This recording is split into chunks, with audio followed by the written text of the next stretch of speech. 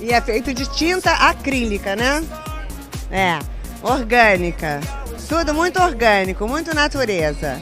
E não pode tocar, tá? Don't touch, it's art.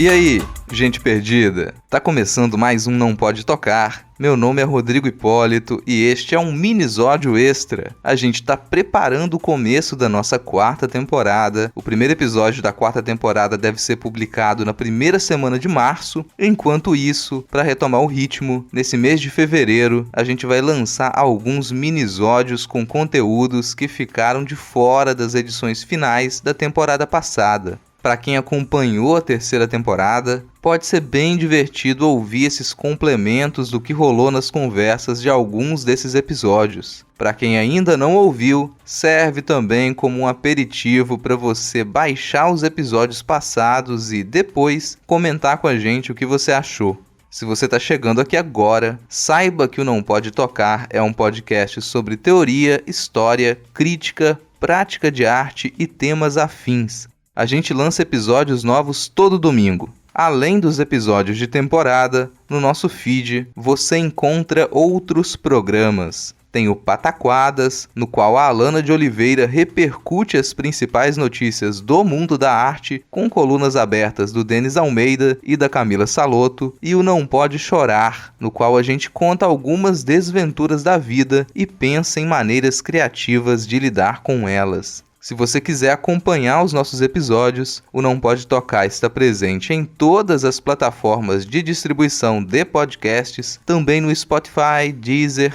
iTunes e outros aplicativos comumente usados para ouvir música. Você pode ouvir a gente diretamente pelo site notamanuscrita.com, onde a gente posta os nossos episódios, pelo canal do YouTube e até receber os programas por e-mail. Todas essas formas de acesso estão linkadas na descrição deste episódio, na postagem original, em notamanuscrita.com. Se você ficar com preguiça de digitar notamanuscrita.com no seu navegador, basta clicar na imagem de capa que, na maioria dos tocadores de podcast, você será direcionado para a postagem original. Lá você também encontra os links para os perfis pessoais de todo mundo que faz parte do Não Pode Tocar, além dos perfis oficiais do podcast no Twitter e no Instagram. Você pode encontrar a gente nessas duas redes como @nãopodetocar, sempre com o D de pod no mudo. E quem comanda as nossas redes sociais é o Tiwi, o primeiro e único cão podcaster. Segue a gente no Twitter e no Instagram e vai lá ganhar uns lambejos do Titi. Só de seguir os nossos perfis e compartilhar os nossos episódios, você já dá uma baita ajuda pra gente. Agora, se você puder e quiser nos ajudar ainda mais, considere colaborar financeiramente com este projeto através do nosso PicPay. Acesse picpay.me/nãopodetocar e contribua para a produção de conteúdo independente. Se você quiser conferir outras produções nossas, como textos críticos, crônicas, contos, artigos, ilustrações, fotografias, vídeos e muito mais, acesse notamanuscrita.com. Os episódios da terceira temporada, que deram origem a este conteúdo extra, estão listados na descrição. Acesse e indique produções independentes. Se prepare para essa quarta temporada, que estará cheia de conversas, entrevistas, temáticas e ensaios super interessantes. A gente faz tudo com muito carinho e eu espero que você goste. Por enquanto, aproveite esses minisódios de fevereiro, beba água e, se possível, fique em casa. Bora lá!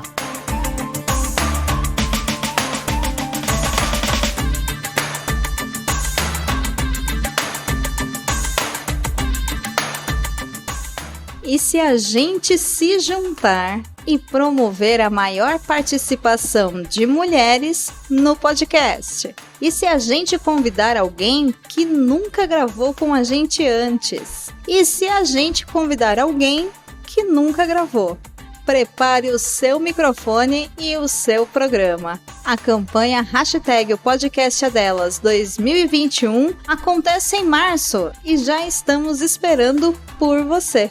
Inscreva o seu programa em opodcastadelas.com.br, contribua para a Podosfera e ainda concorra a prêmios.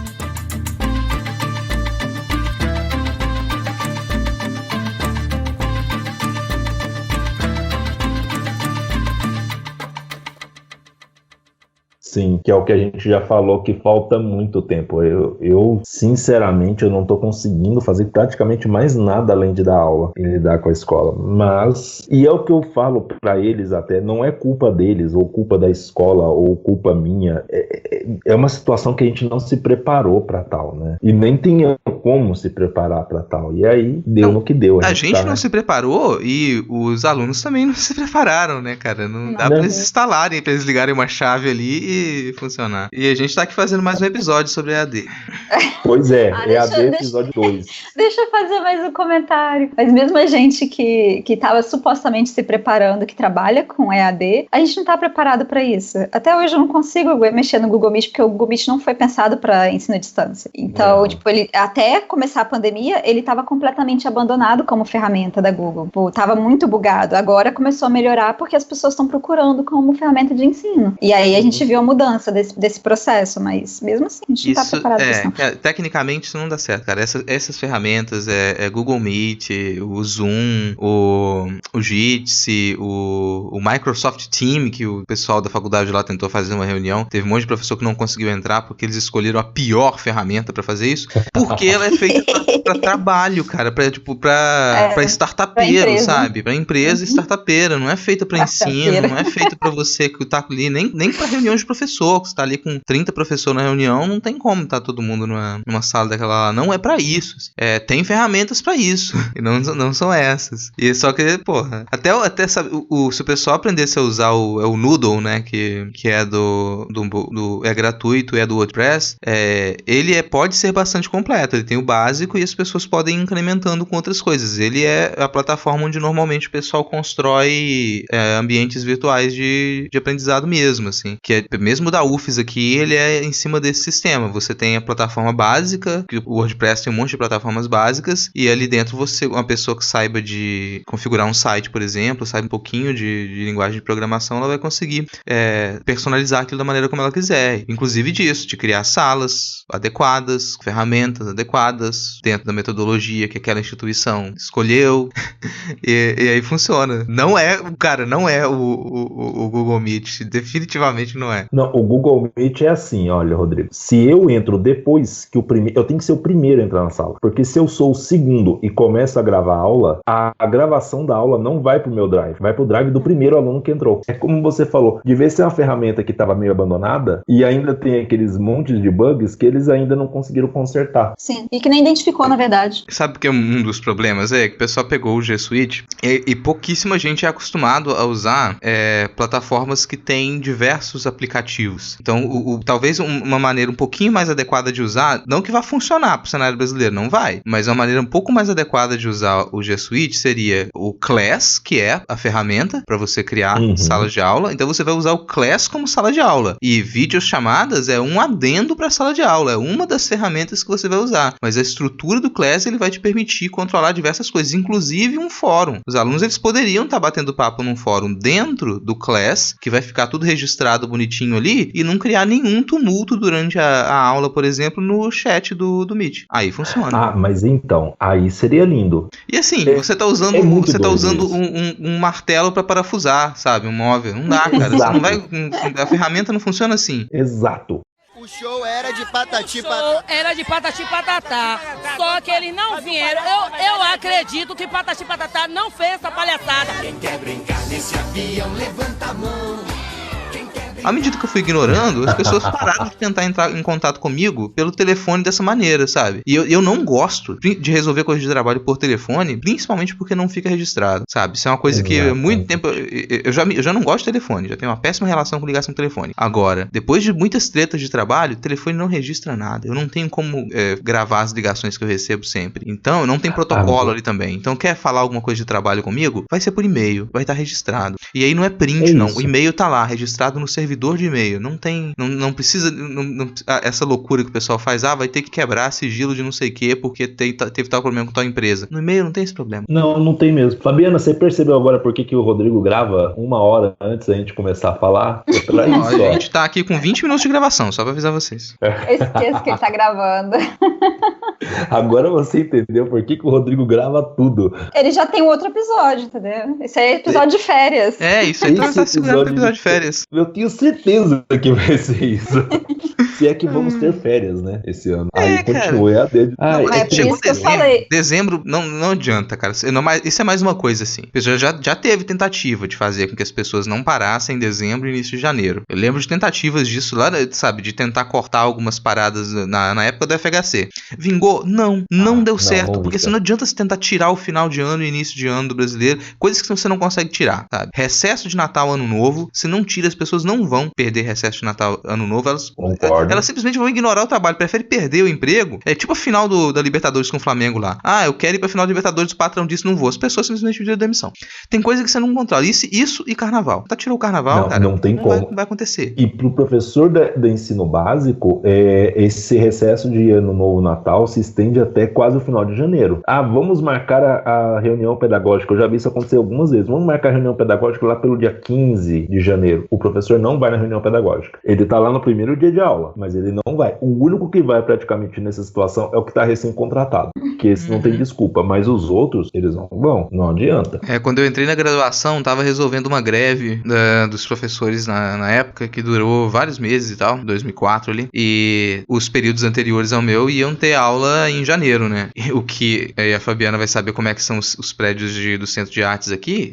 O calor de dezembro e janeiro é impossível. E na época não tinha ar-condicionado. Mal tinha os ventiladores da década de 80, sabe? Não tinha ar-condicionado. Mas cadê? Tipo, 20% dos alunos ficaram para poder ter a aula em janeiro e esses 20% era a coisa mais informal do mundo, porque na verdade eram os 20% que já ia ficar aqui mesmo, que não ia voltar para casa dos pais, não ia voltar para o interior, já estava aqui, preferia ficar por aqui mesmo, e tinha aquela relação de fazer festa na universidade, tinha mais proximidade com os professores, sabe? Ficou aquilo, os alunos lá. Já tô aqui mesmo, né? Na grama, fazendo umas atividades na grama, umas coisas lá. Irreal, cara.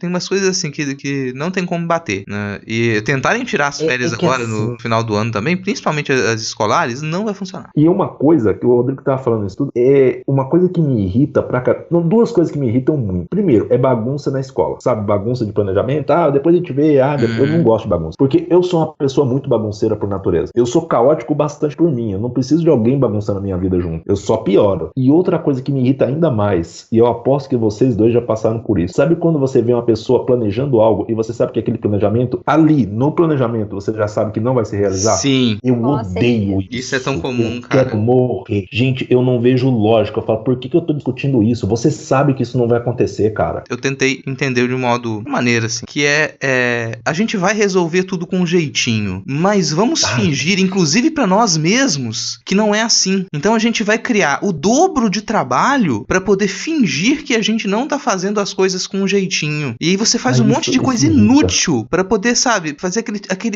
é um teatro pra si mesmo de que aquilo tá funcionando, de que aquilo tá acontecendo da maneira correta, como todo mundo que tá envolvido no trabalho é consciente de que coisas estão sendo maquiadas, sabe? Que você tá inventando números aqui, tirando de lá. Exatamente, contabilidade criativa.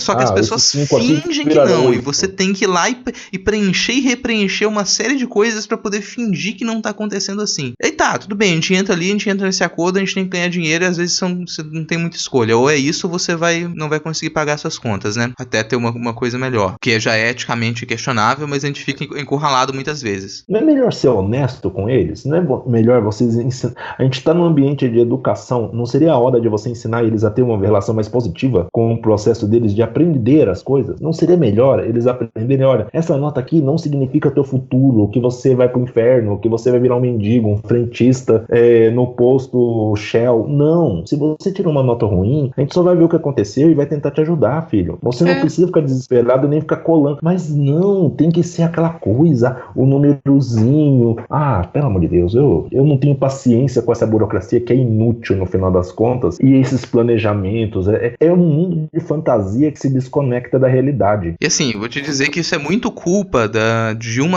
algumas gerações específicas de pedagogos e pedagogas, tá? Eu já tô há alguns anos dando aula na pedagogia e já convivia com pedagogos e pedagogas antes, assim, não é todo pedagogo e pedagoga que faz isso. Agora, tem uma geração ali que se formou entre, sabe, a metade dos anos 80 e a metade dos anos 90, que, pelo amor, assim, não consegue tudo, tem que criar uma nova metodologia que ela vai ter 1 milhão de partes, 1 milhão de módulos, 1 milhão de documentos para fazer algo que nitidamente poderia ser feito de uma maneira mais sintética, mais direta, mas não consegue. E que muitas vezes não vai dar certo. Você já sabe, como o Denis disse, não vai dar certo. Igual não, a gente isso vai dar uma raiva imensa. Eu tava trabalhando, né, com o pessoal no ensino à distância da pedagogia, e a disciplina de uma colega minha que estava trabalhando era sobre avaliações, né, avaliação, etc. E aí, durante a disciplina, os alunos perguntaram, mas os alunos de pedagogia, agora que a gente está durante a pandemia, não seria interessante a gente pensar a avaliação de uma outra forma, né, não só no sentido tradicional do que seria essa avaliação, ou de todas essas invencionices, mas pensar na necessidade da avaliação agora, sabe, questionar realmente a avaliação. E aí a resposta da instituição foi, não, você já tem a disciplina já formada, já está no AVA, é assim mesmo que vai ficar. Mesmo dentro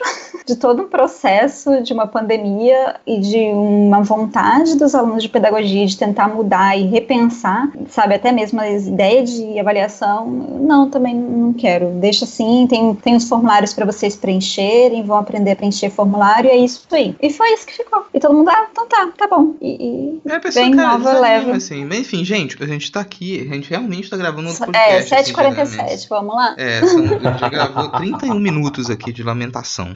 Não, daqui a pouco tem que jantar de novo, é um absurdo. Terceiro jantar? Pô. Não, vai ser segundo, né? Não, vai ser segundo, eu não fui pro segundo ainda. Pô, eu fiquei com vontade de comer contiglione. Pô, ficou gostoso. Faz um maravilhoso. Ficou muito bom. Eu errei um pouco o ponto do macarrão, mas ficou muito bom. A Eliane faz um que maravilhoso com... Ela faz de todo o recheio, mas é delicioso. O macarrão, ela faz até a massa quando ela tá com o tempo. Você já viu o vídeo da piada da minha família de origem italiana, Fabiano? O Denis já viu, né? Eu sempre sou a última a saber das coisas. Não, eu não vi. Depois você me manda. Eu vou ver se eu acho essa coisa aqui, mas deixa eu ver se eu acho. Porque não era muito bom, cara, que a pessoa, qualquer coisa que você fala com ela, mas a minha família é de origem italiana. Porque como um garoto italiano, eu sou de São Paulo, mas sou de família italiana. Porque eu sou de família italiana. Marisa, você sabia que eu sou italiano? Lúcio Visconti, cinema italiano. Essa escada me lembra bastante a minha família, que é de origem italiana. Mas você é... Itália. De origem italiana. Eu sou italiano.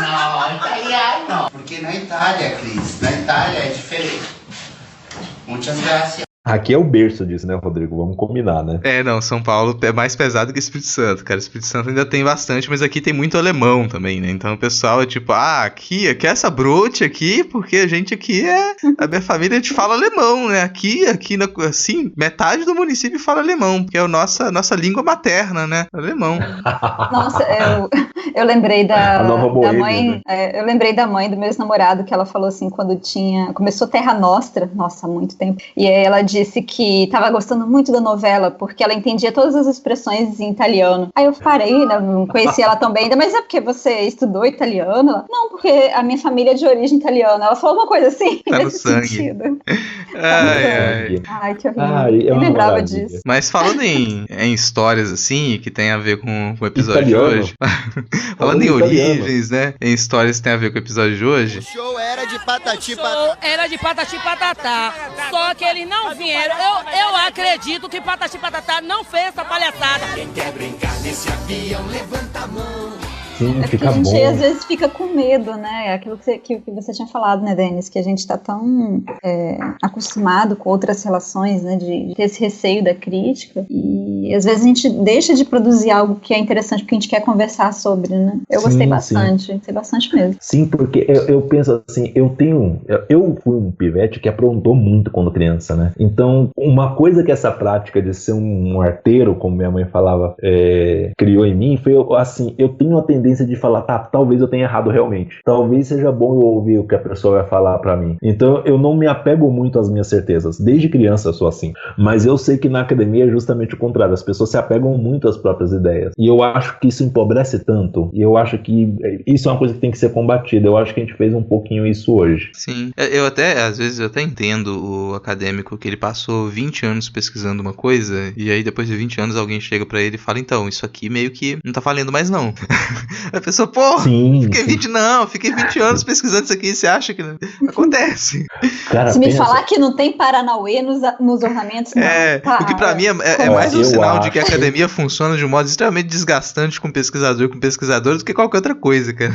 Sim, quer ver uma coisa, Fabiana? Não é muito doido isso, ó. Paranauê é uma coisa que você vive usando, é um jargão seu que você usa pra se comunicar. Você talvez use isso não só com a gente aqui, mas às vezes até com seus alunos. E você não se sente livre bastante pra escrever Paranauê no que você vai apresentar como tese. É verdade. Né? Não é muito doido isso. Não, eu nunca escrevi Paranauê. Acho até que na hora que eu digitei alguma coisa pro Rodrigo hoje escrevendo Paranauê, eu ainda escrevi errado, porque não entra na linguagem escrita, né? Não entra e fica meio... empobrece um pouco, não é? Se você nem gostar de ler a tese da pessoa que ela está escrevendo da maneira que ela se comunica de fato. Não seria interessante. O Paranauê achei lindo. Entendeu? Ia ser lindo você falar os Paranauês do Barroco. Ia ser lindo, entendeu? Porque é uma coisa... E no podcast a gente se dá uma liberdade que a gente não se daria numa tese, num ensaio a sério. E tem uma coisa também no podcast que me encanta muito, que é a possibilidade de você reunir, como se fosse numa sala de aula, pessoas que são de formações completamente distintas. E que é algo que a gente no dia a dia não consegue fazer isso, né? Então, e mesmo quando a gente está conversando, você vai se auto-questionando. Igual quando a gente falou das imagens islâmicas terem figurações, mas isso é muito complexo, né? Tipo, é uma figuração que ela percorre um submundo das imagens, digamos assim, islâmicas, né? Sim. E aí, como é que eu vou falar? Então, existe um submundo das imagens islâmicas. Olha, isso aí parece um título de história do Demolidor da década de 80, escrito pelo Frank Miller, o submundo das imagens islâmicas, o tentáculo do Otaka novamente. Atualizado nos Paranauês. Uma coisa que eu tenho muita resistência na escrita é isso. Eu não me vejo ali. Agora, quando eu me ouço no podcast, eu estranho a voz. Eu não me reconheço no som, mas eu reconheço o meu pensamento, que é uma coisa muito doida. Eu sinto o Rodrigo tentando finalizar. Você sente o Rodrigo tentando finalizar? Rodrigo já falou uns 4 S. Não, eu vou finalizar assim. Não é porque não ia querer continuar a conversa, não é porque eu tô pensando aqui se eu consigo gravar ainda a aula que eu vou lançar amanhã. Vida quarentena. Esse nível. Vamos falar agora sobre as horas em que a gente grava as aulas. A gente faz já o 2º episódio do Diários do EAD. Pô. Mas aí vamos lá, gente. Eu vou parar. Agora que eu vou parar a gravação aqui, tá, gente? Eu vou parar a gravação. Meu Deus. Já tem uns 3 episódios de férias já aí nessa brincadeira. Aí a gente vai. Vamos lá, então.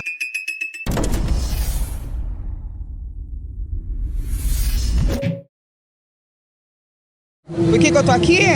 Porque o juiz me considerou louca, tirou toda a minha grana da conta, tirou tudo, eu tô presa nessa cidade maldita e não posso ir pra lugar nenhum. É por isso que eu tô aqui. É fazer o quê? Teve que vir pra cá? Claro, não é que eu tive que vir pra cá, eu nasci nesse maldito lugar. Lugar de igreja, lugar de cristão, eu não sou cristã, não tenho religião e o juiz me prendeu aqui. E eu não posso sair. Aliás, você é um gato. Muito obrigado. Concordo, tem muitos pontos que a gente poderia ressaltar dos dois, assim. Eu acho que o debate em cima, Gente, principalmente vocês estão ouvindo?